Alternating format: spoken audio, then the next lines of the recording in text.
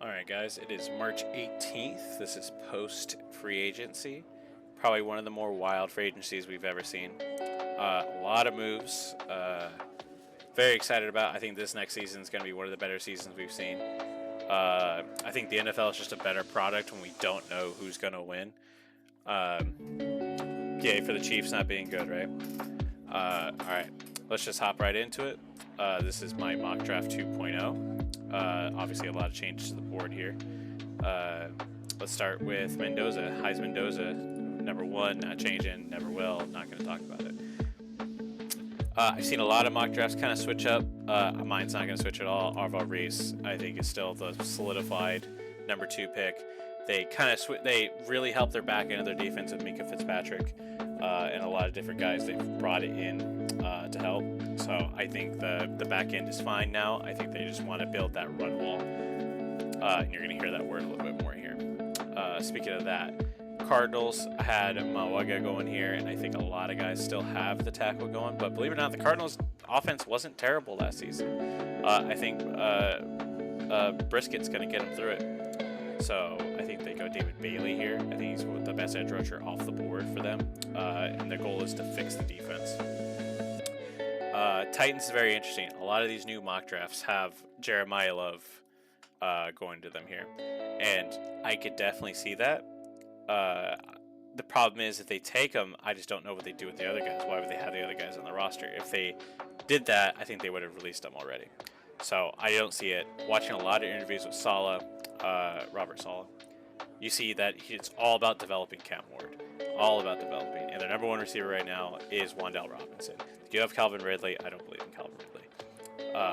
So I think they bring in another option. Cardinal Tate is that big body guy who just seems to get open all the time. I think that's the pick for them. I think it's a smart pick. I love Cardinal Tate.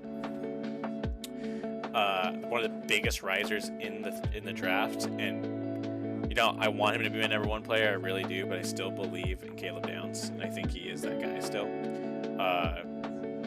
But I think Sonny Styles is the pick here. I think the guy is just an animal. I think he is that guy they can put the green dot on, and he's going to lead the defense. Browns is very interesting as well. They can go a lot of different places, but could go Jordan Tyson, one of these guys, Malik Lemon, right?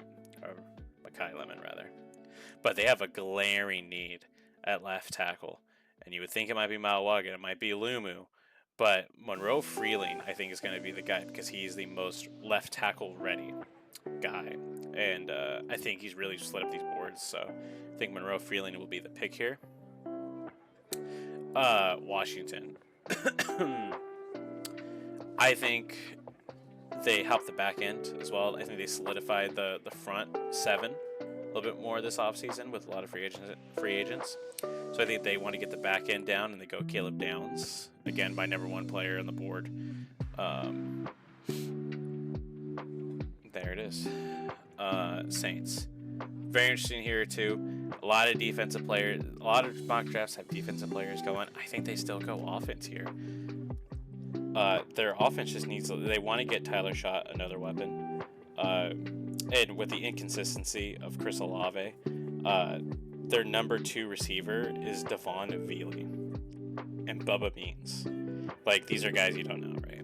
Trey Palmer. Like, these are guys you don't know. So I think we go Jordan Tyson here. I think he is that hybrid of, is he a burner? Is he a big body guy? I think he's like good in between to work off of Chris Olave. So I think it's a great pick for them right here. Chiefs need a lot of help. A lot of help everywhere. I think they take the best corner available in Mansour Delane. Obviously, you're going to get they have another first round pick, right? It won't be till the very end of the draft. So I think they go to the corner now because they know there will be a little bit of a run here, especially with the Cowboys coming up here. And I think they just take the best corner available. We go to Bengals now. Again, need a lot of help everywhere. The thing you'll never hear in the NFL is you have too many pass rushers, right? And the Bengals kind of with Shamar Stewart, they kind of swung and miss. They're going to go right back to the well with Ruben Green Jr. I think that it doesn't matter how small his arms are put on the tape. The dude is so fast off the edge, and this guy is a million miles every single down, and that's exactly what the Bengals need. 11. The Dolphins kind of just blew everything up. It was kind of wild. Trading Waddle and just releasing everybody. So they need a lot of help. I don't think they brought in Malik Willis to just suffer. So I think the pick is Makai Lemon here. Just give him a nice little burner. Somebody who's a very smart football player to just bring in and give him a little bit of help. We'll go to the Cowboys here. They see the number one corner's off the board. They're a little upset about that.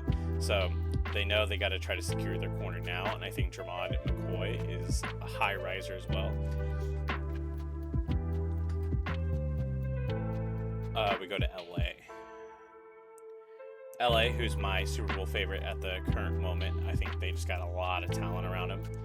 And I think Stafford really wants to get one more. And how do they do that is they get to protect him. I think Maluoga can play that right tackle. Kind of give him a swing. Rams need a swing tackle guy. They need a younger depth on the line just to try to protect Stafford a little bit more, especially with Rob Harvenstein. They don't know what his future is going to look like.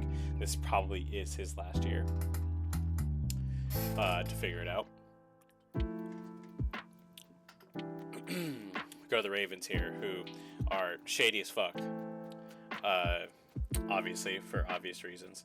But they keep their first round pick, and I think they take advantage of it. I think it's a blessing in disguise, and they take the best guard in Iona, who this guy is, I think he's a perennial Hall of Famer guard. He's going to play for the Ravens probably his whole career. I think he's an animal. I think he's really good. I think it's just a steal for them at 14, and I think they're happy they saved that pick. Buccaneers, same thing, go a few different directions. They lost Mike Evans. I think they're really happy with their receiver core at the current moment. I think they go edge, same thing. You can never have enough pass rushers. They need to solidify that other side of A.J. Dobby. And they go Kendrick Folk here. Jets, their second pick of the first round, 16th. Already took Arvell Reese. I think they need to get a little bit of talent around Geno. So the pick here will be Omar Cooper Jr. I think this guy is also another high riser in the draft after those two receivers go after Tyson and Lemon. I think it's kind of a free-for-all where you really want to go with their receiver. I think Concepcion is also a really nice receiver. But yeah, I think the Jets just need a little bit more weapon to help out on the other side. We go to the Lions here. This is a difficult pick too because I think they go back to the trenches, but they need a lot of help on defense. But I think the pick here is going to be Caleb Lumu. They already confirmed that Taylor Decker actually said he was going to retire, and then he didn't retire, and then he requested a trade. And they believe they also confirmed that they're going to be moving their left tackle to right tackle. So I think the smart pick here would be Caleb Lumu. They can flip him at any guard they want to, especially if they want to move him back to left tackle.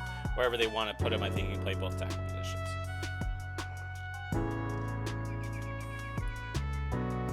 We'll go with the Vikings here. I think they get the Hitman replacement, Harrison Smith replacement in the safety from Oregon, Dylan Thiemann. I'm sure I'm saying it wrong, but it's fine. Now, you see here, Jeremiah Love is falling. I think he's a really great player. He's just not, people just aren't really paying running backs. So I think Dave Canal sits here and he says, wow, this guy is still falling. And even though they need some help, they've got a lot of big free agent acquisitions for the Panthers. And Devin Lloyd and Jalen Phillips. But I think they go Jeremiah Love here. They lost Rico Dowell in free agency. And I think they do believe in Chuba, but they need another guy. And I think Jeremiah Love is that other guy they can bring in. For the Cowboys, they already took their corner. They like their corner. Now they got to solidify up front. what does Jerry always say? Stop the run.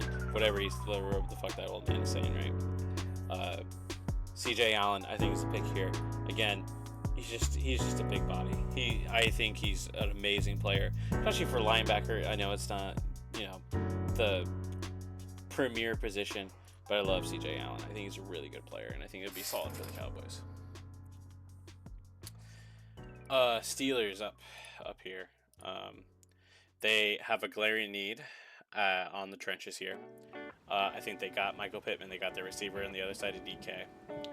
I think they solidified their corners too. They have Asante Samuel Jr.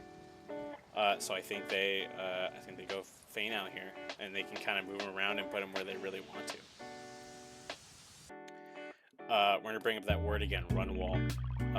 Jesse Minter's not a Charger anymore, but he has the disciples there, and they always say run wall, run wall, run wall. Before you can even get the edge rushers out there, you gotta build a run wall. So Peter Woods is here, just a big body guy, 6'3", 315. I think he's the big here. Again, build that run wall. Eagles are kind of suffering from success here. They have a lot of guys that are going to come under contract or going to need a new contract.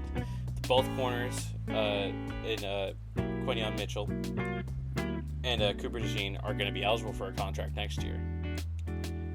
They might trade not Jordan Davis, but the other kid, Jalen Carter. So I'll be really interested to see what they do here. So I think they want to get a little bit cheaper. They get Akeem Mesidor here. Just another edge rusher again, solidify, get those guys.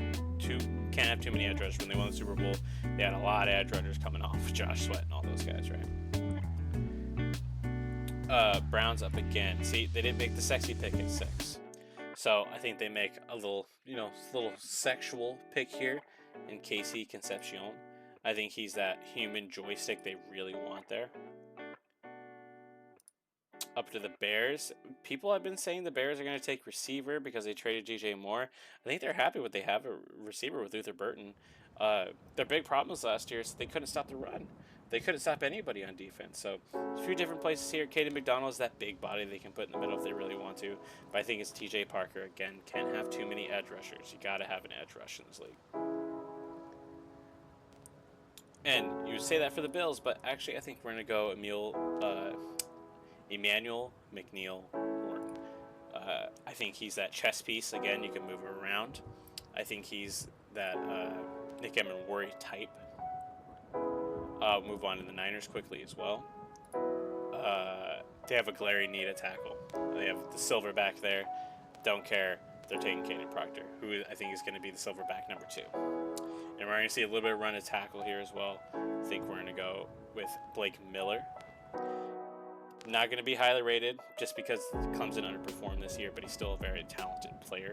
And I think Texans just need to solidify as well. So the defense is amazing. They need to protect CJ.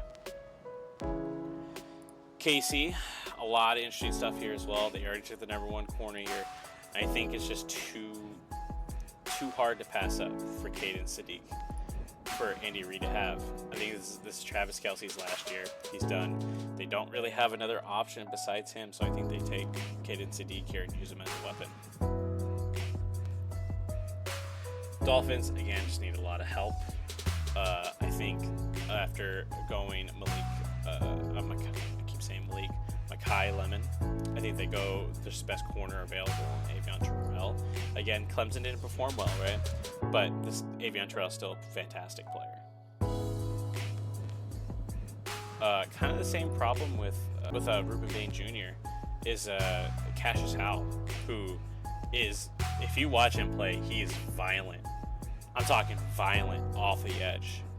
But he has small arms. That was the big deal with him and why he's not getting rated higher. But it doesn't matter. Turn on the tape. Again, just violent. Go on TikTok, look up Cassius Howell. This guy is an animal, and I really like him. And of course, your reigning Super Bowl champions. Again, can't have too many edge rushers. I think they want to get, again, run wall. Where did the run wall start? It started with Mike McDonald. So I think they want to get big, they could go Malachi Lawrence, who's a big man, 6'4", 270. That's a big guy. But Zion Young, this guy is also massive, but this guy plays to the whistle. Again, turn on the tape, this guy is big. But that is my mock draft. Few surprises here, but I like this. This is what this is just my opinion. This is my 2.0. Thank you guys for watching. Please like, subscribe. It's all free. And I appreciate you guys being here. So see you next time.